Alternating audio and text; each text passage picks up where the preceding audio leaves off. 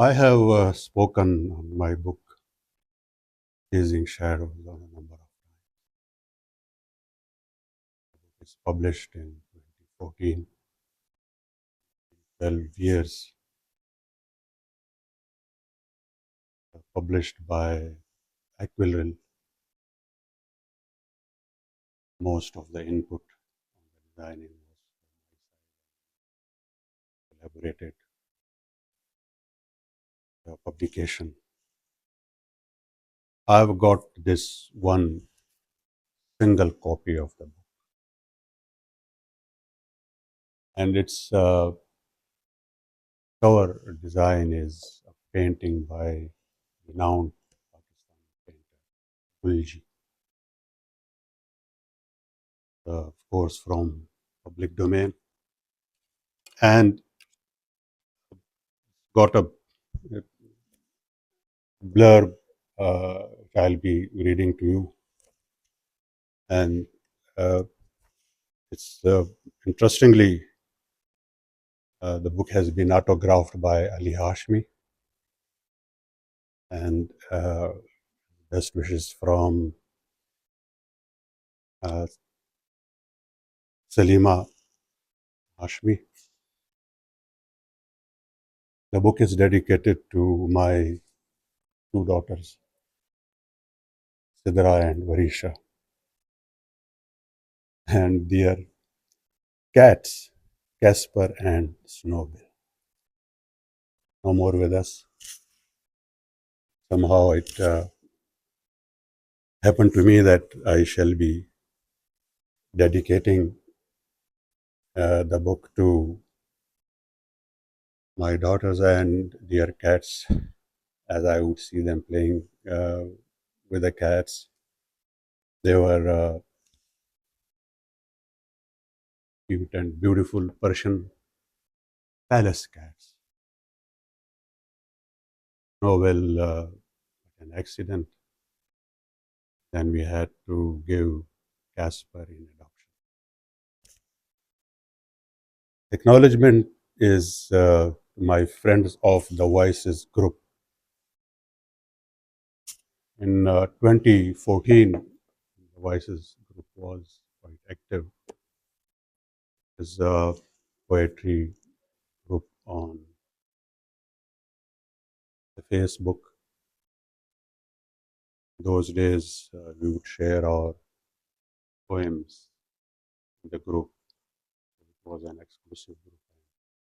It had been named The Voices because my first book is called The Voices.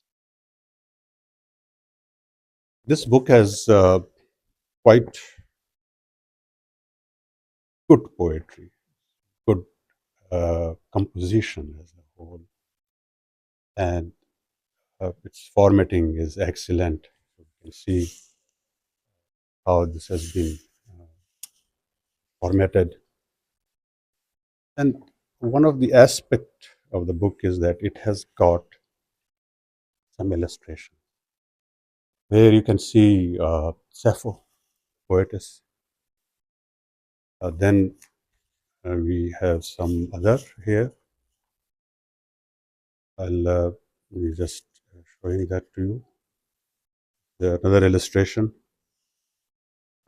Bring me back. This is excellent poetry in my opinion, as I have read some poetry from. And here is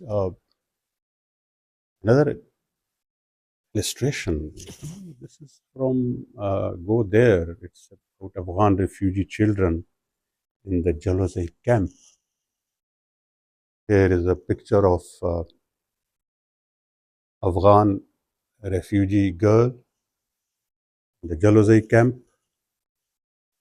Basically, the ill-famed camp where the refugees, the inhabitants, suffered a lot on various accounts. And then I have this another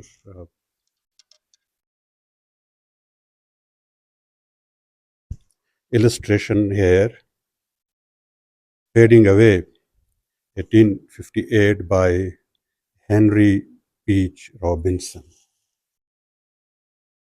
Poem says that from the end, since we can't capture the whole beauty at once, therefore tell your lame gods to be content with whatever you have bestowed on them. Uh, Font is very fine, and I'm just trying to find out some other illustration. Yeah, this is the painting of uh, the remnant of an army. It's just one person who had escaped when the British army had invaded Afghanistan, defeated. An eye open, incessant, lidless, rolled over thrown in one direction, a hand extended for gold coins, smiles worn on each other's faces, a gunshot, dead body dragged, wars won, all else defeated. This is all about the book, and the blurb says that contemporary poetry par excellence. Each word crowns an underlying boom of reality spread around a little above half a year of autobiographical account, dated and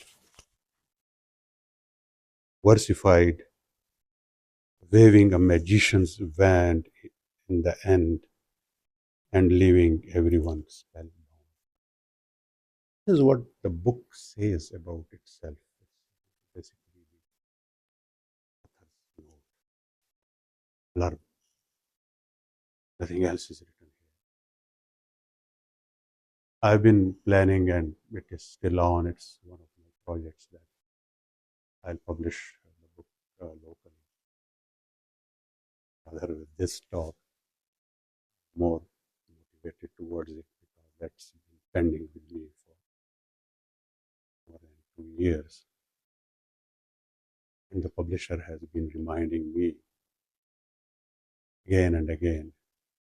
There had been minor editings in the second edition, not substantial editing somewhere. And that's also optional, whether I accept that or not. The discussion today is about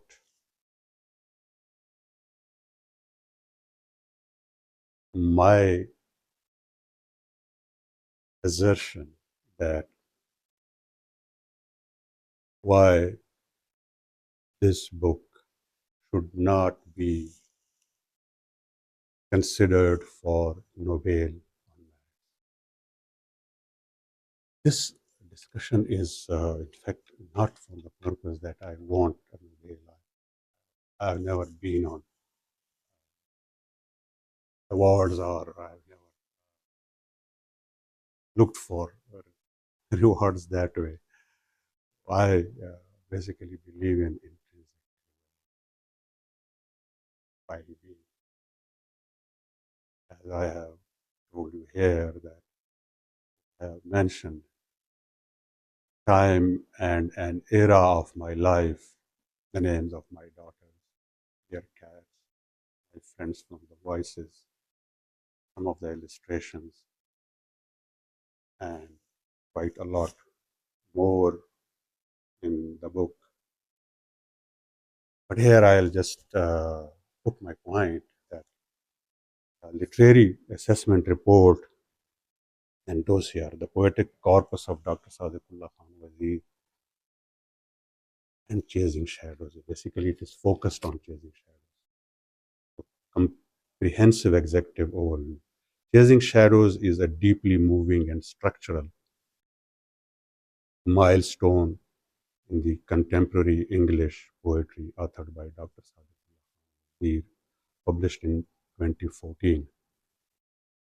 The collection serves as a poignant verse by verse exploration of memory, political displacement, and human vulnerability, written by a voice fundamentally anchored in Pakistan's tribal frontier. The text functions as both an intellectual diary and an aesthetic resistance against the historical violence.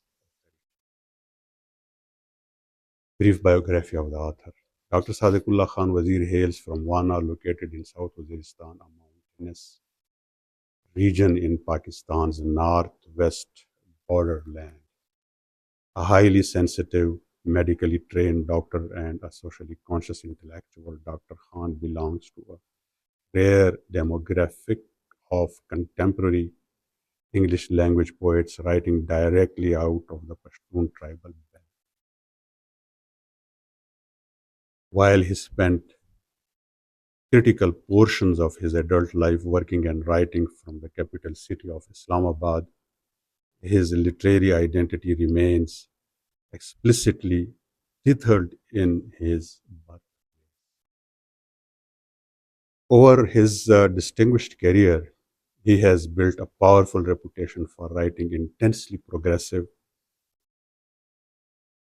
empathetic poetry that captures the struggles of the common individual caught in structural violence.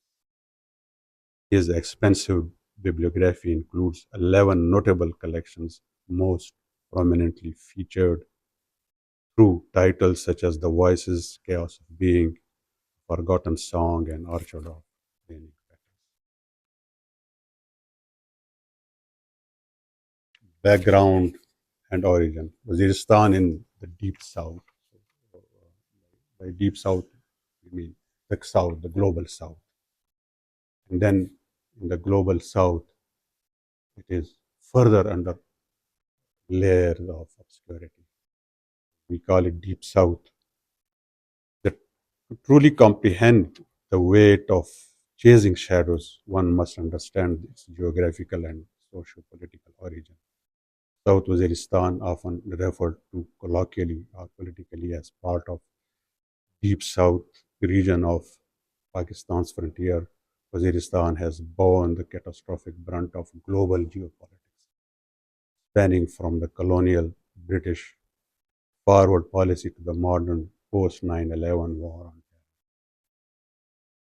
The landscape of conflict. Dr. Khan's homeland was transformed into a primary battleground for military operations, drone strikes, and militant upheaval. The poetry of witness. Rather than writing detached, abstract verse, Khan handles his poetry as an act of bearing witness. The physical reality of lonely, tired pathways, sudden civilian casualties, and uprooting of tribal communities injects a heavy, elegiac tone into his writing, grounding high literary English style in localized visual identity and publisher blurb.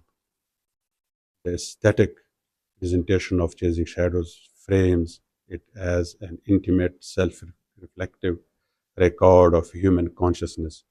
Both its layout and its promotional narrative support this focus. The front cover relies on minimalist, evocative imagery reflecting the title. It features a stark interplay of light and deep shadow, evoking a sense of passing time, fleeting memories, and ghostly historical traces.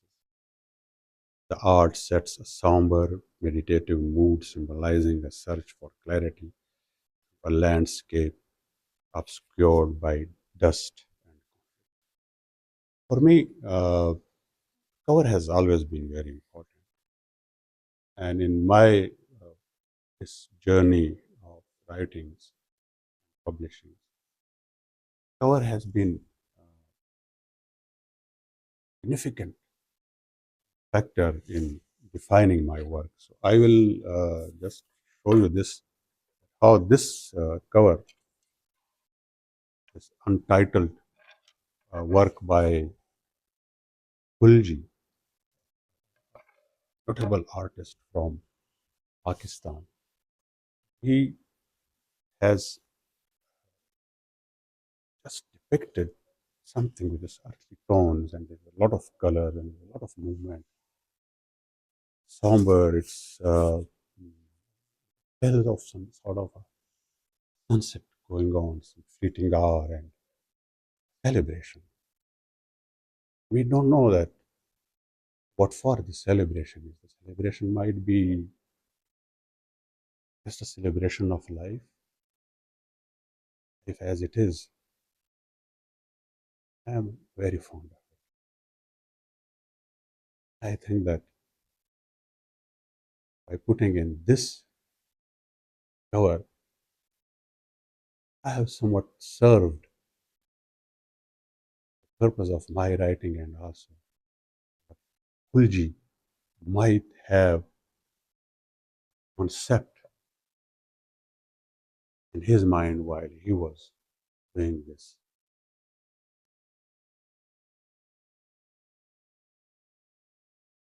Official book blurb: contemporary poetry par excellence, each word crowns an underlying boom of reality, spread around a little above half a year of biographical account. Book was written in 6 months' time, dated and versified, waving a magician's wand in the end and leaving everyone.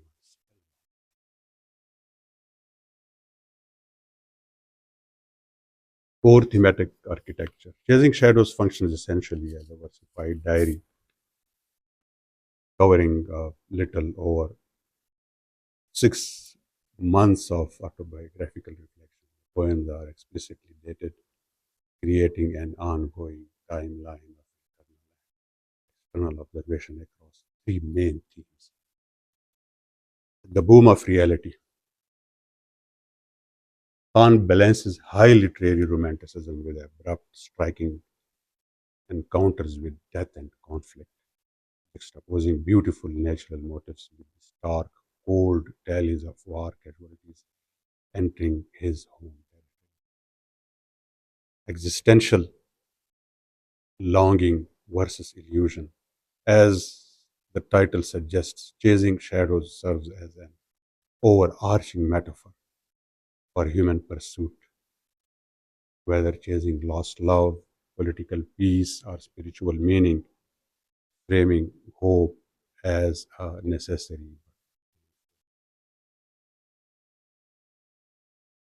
intellectual and cultural grounding. The drought of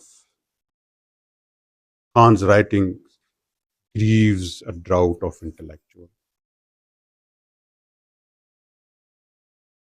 Khan's writing grieves drought of intellect in an era dominated by violence. He writes with profound sorrow about the bequeathed generation of hapless souls, using his poetry as an urgent vehicle to preserve human sensitivity. Formal report for consideration by the Nobel Committee for Literature. Co-recommendation. Dr. Sadiqullah Khan Wazir's expensive body of work meets the highest idealistic criteria established by Alfred Nobel. Writing out of South Waziristan, his poetry offers an unparalleled aesthetic synthesis of localized post-colonial trauma and universal existential humanism, demonstrating how contemporary English works can serve as a vital psychological archive for displaced and conflict.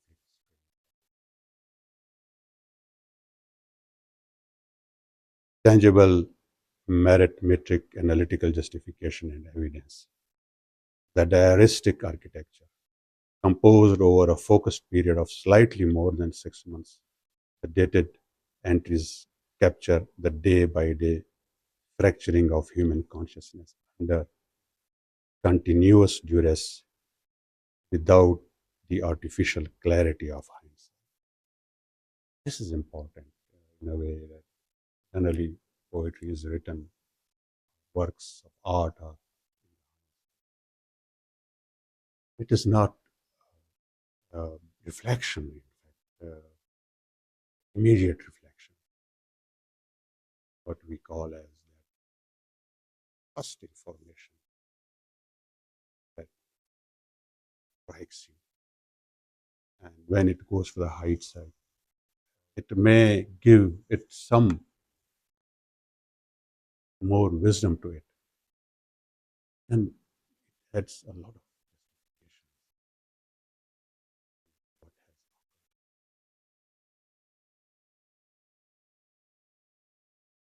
has emulsion of reality. The stylistic signature relies on a stark juxtaposition, weaving classical romantic aesthetic nature, passing seasons with an abrupt collision with structural civilian drama. Anti ethnographic cognition rejects the commercial exploitation of war as a spectacle, instead, focuses entirely on the quiet internal damage and intellectual resilience of his community. This is important. There had been a time this last decades or more, a lot of literature has come out, journalistic in nature, talking of trauma, because that had been selling in the market. And in this writing or in this poetry, since I had been writing this literature, yeah, even people were not conscious of that damage or trauma. And now, when I read that, it comes to me in the form of either memory or haunting rupture